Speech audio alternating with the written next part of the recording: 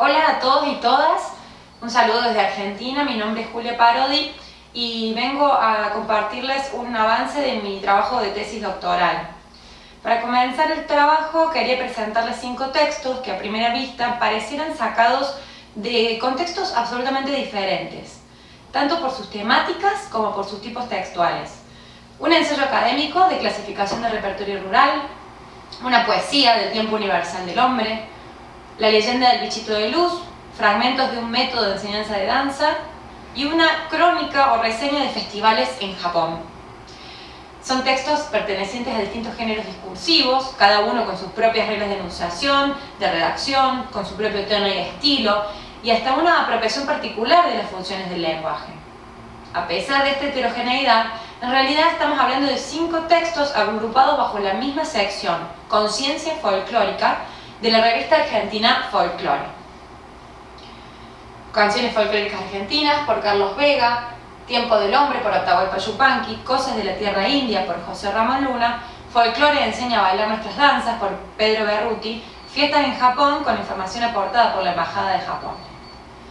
Así, puestos en contexto, lo que en principio aparentaban ser un conjunto de textos divergentes reunidos caprichosamente, comienzan a revelar las convergencias que los ubican como resultado de una decisión editorial.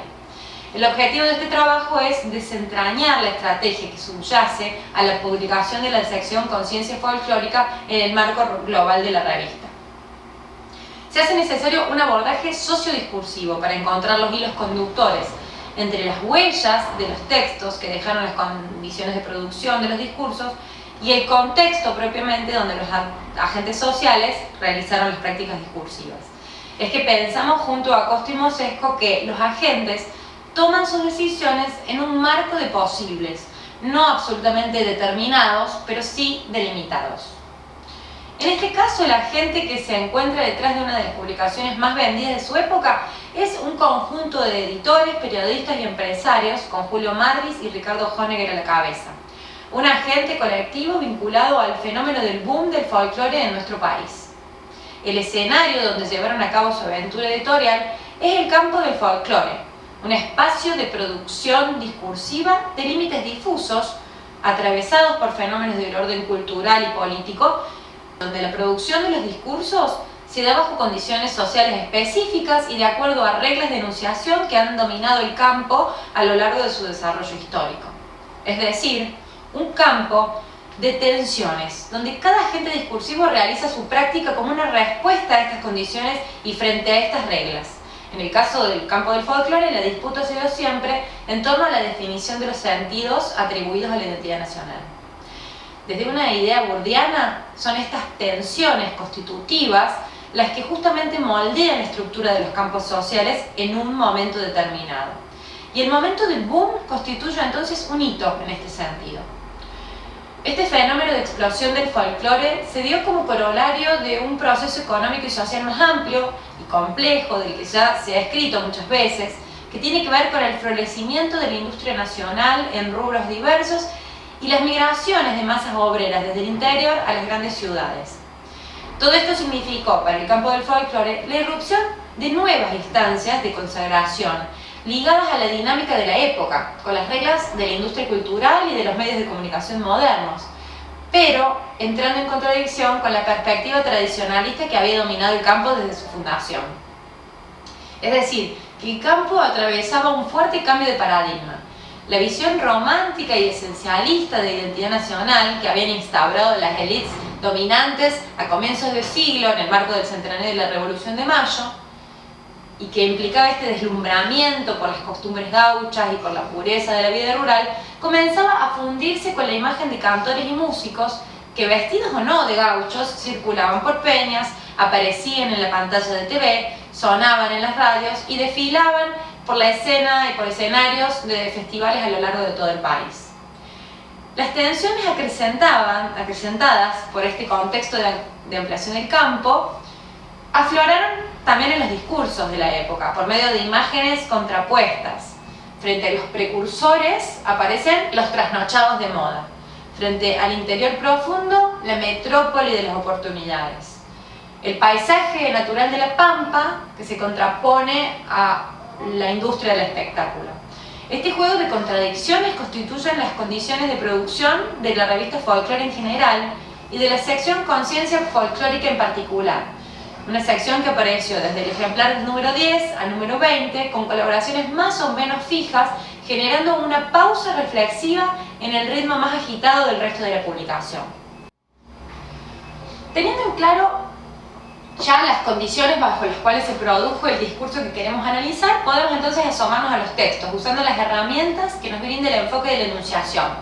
Encontrar en el plano textual, en la relación de una imagen de enunciador y de enunciatario construidos por el texto, las huellas de la estrategia que en el plano social tomaron los agentes discursivos en un marco limitado de posibles. Estas marcas lingüísticas, como el borramiento de la primera persona, la presencia o ausencia de subjetivemas, el léxico y los recursos retóricos empleados, están muchas veces asociados a las reglas discursivas del género. Pero aún las decisiones con respecto al género son parte de la estrategia que orienta consciente o inconscientemente la práctica discursiva de los agentes de acuerdo a su posición y trayectoria en el campo. La primera marca la encontramos entonces en el título de la sección, con el juego metafórico, juego lingüístico que evoca la frase conciencia folclórica. Según la Real Academia Española, conciencia abarca dos significados derivados del vocablo latino conscientia. Por un lado, indica la capacidad de percibir la realidad y reconocerse en ella. Por el otro, el conocimiento moral de lo que está bien y lo que está mal. Conciencia folclórica es una expresión entonces metafórica, que construye la imagen de un enunciador iluminado. Los folclórólogos serían entonces los informantes idóneos en el ámbito de los conocimientos sobre el folclore. Son quienes detentan la capacidad de percibir la verdad del folclore y de indicar el camino correcto en esta realidad caótica que representa el boom del folclore.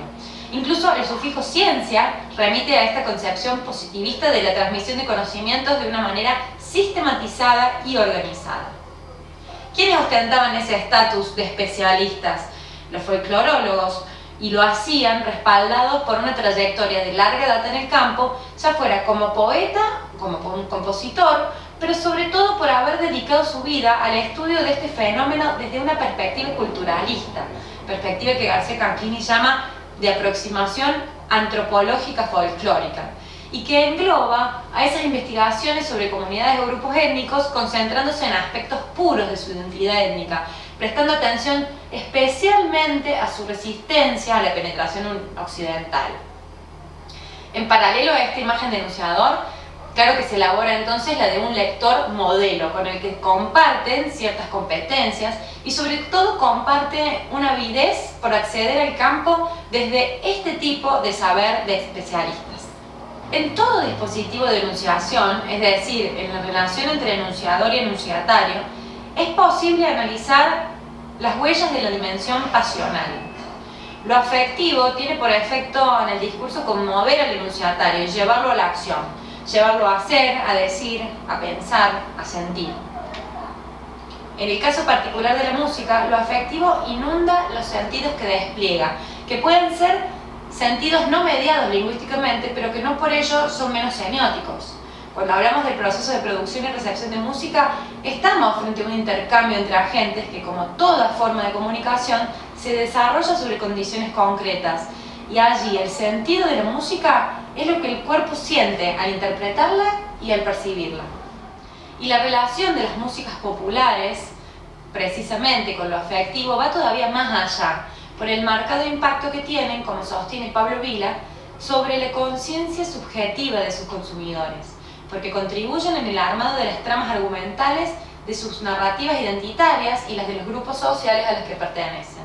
Podemos inferir entonces que en el campo del folclore, donde las prácticas discursivas participan del complejo proceso de la narrativa identitaria de toda una nación, el tema de la emoción y la expresión de las pasiones no es ajeno, no es menor.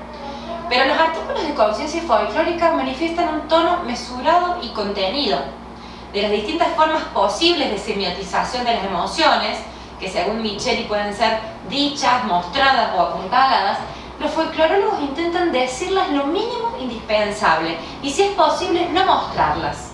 En mayor medida, y como observaremos a la luz de los textos, los sentimientos aparecen apuntalados, instigados indirectamente a través de una narrativa común.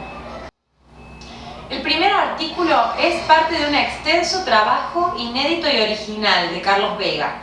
Consiste en la enumeración y clasificación de las distintas especies del repertorio de la canción nativa y contiene detalladas descripciones de sus rasgos distintivos, entendiendo por esto tanto sus elementos musicales como su forma lírica. Canciones folclóricas argentinas se inscribe en el género del ensayo científico y como tal respeta un estilo enciclopédico y sobrio en pos de una pretendida objetividad. Vega es considerado fundador de la rama folclórica de la musicología y toda la primera etapa de la revista, donde colaboró este número 99, tiene su impronta. Para nuestro análisis no es menor la presencia de un recuadro con su fotografía, donde los editores de folclore lo presentan como una autoridad reconocida por autoridades competentes desde Europa. Esto se repite en cada participación suya. El enunciador folclore, en mayúsculas, refiere la legitimidad del discurso de Vega apoyado en la palabra de otros enunciadores del campo de las ciencias, por lo general foráneos, porque es allí donde están las instancias que consagran a los científicos, aunque estemos hablando de un objeto de estudio que indaga las raíces de nuestra cultura nacional. Los siguientes dos textos quiebran el estilo de escritura académica y cientificista. Tiempo del hombre es una poesía de Atahualpa Yupanqui publicada en exclusiva para folclore, y Cosas de la Tierra India, la leyenda del bichito de luz, es la transcripción de un relato de tradición guaraní a cargo del escritor, periodista y cineasta José Ramón Luna. Cada uno a su manera, ambos textos abren un espacio literario, donde el uso del lenguaje está a disposición de las imágenes que buscan evocar. Aún así, se puede intuir en ellos, en estas participaciones, una función predominantemente didáctica que los ensambla al resto de la sección, donde la clave de su lectura está dada por la remisión a un tipo de enunciador idóneo y legítimo. En la poesía de Yupanqui encontramos elementos de una cosmovisión originaria, la pertenencia del hombre a un todo cósmico donde humanidad y naturaleza son parte de lo mismo. A esto apuntan las marcas de tiempo y lugar y la genealogía que construyen, donde el yo lírico parte desde un punto de origen, en un pasado muy antiguo, precultural, hacia un destino de tránsito permanente a lo largo de ese espacio común, global y universal desde donde la poesía es creada.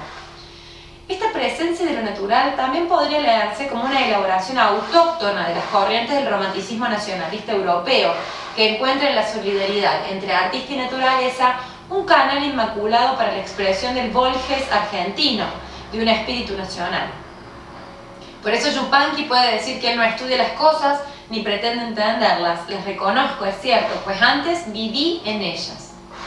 Más allá de la interpretación del significado de estos versos, resulta interesante preguntarnos por su inclusión allí sin un estudio que lo enmarque, como sí ocurría en el caso de las coplas citadas en el artículo de Vega. La poesía de Yupanqui simplemente está. La poesía aquí es concebida como una forma de conocimiento, o en todo caso, como una competencia compartida entre enunciador y enunciatario, donde la voz de un artista de la talla de Yupanqui se brinda como un beneficio extra, un regalo para sus consumidores. El otro texto también explicita el acto de enunciación, cuando dice escribe José Ramón Luna. En esta versión de la leyenda teológica de Elizondo, vocablo guaraní que designa al bichito de luz, se observan algunos giros poéticos que pertenecen a Luna. Por ejemplo, las luciérnagas iluminando el campo como metáfora de los sentimientos de jóvenes y viejos, sentimientos de esperanza y de nostalgia. Pero otros recursos provienen de su origen en la tradición oral. Se trata de un relato en tercera persona, introducida por la frase según cuenta la leyenda, que funda un modelo de acción humana acorde a los valores y normas morales vigentes en la cultura guaraní. De cualquier modo, nuevamente la pregunta sobre la función que cumple este texto va más allá de su contenido literal y se justifica en la actitud letrada de su trabajo, como rescate de un legado cultural que se brinda a los lectores de folclore. Luna seguiría publicando en sucesivas entregas, bajo el lema Cosas de la Tierra India, los hallazgos de sus viajes e investigaciones sobre culturas originarias del territorio argentino. Los siguientes dos artículos retoman el tono enciclopédico y un estilo objetivo y frío. Por un lado, un fragmento del método de enseñanza de danzas nativas elaborado por Pedro Berruti. Por el otro, un artículo sin firma que reseña los principales festivales de música popular en Japón, realizado con información aportada por la embajada de ese país. Nuevamente observamos una diversificación textual que requiere, por parte del lector, una interpretación activa. El éxito de la asociación entre el caso argentino y el japonés depende de las competencias moldeadas en la relación denunciador-enunciatario. En su descripción de las festividades japonesas, algunas de las cuales vienen desde el siglo XVII, aparecen expresiones con una fuerte carga valorativa que dan cuenta de una subjetividad en el enunciador. Museo cultural, tesoros artísticos, hitos históricos centenarios, leyendas y tradiciones vivas que se encuentran perfectamente conservados. Santos González analiza este tipo de construcción de discursos nacionalistas de preservación del patrimonio cultural y lo denomina retórica de la pérdida.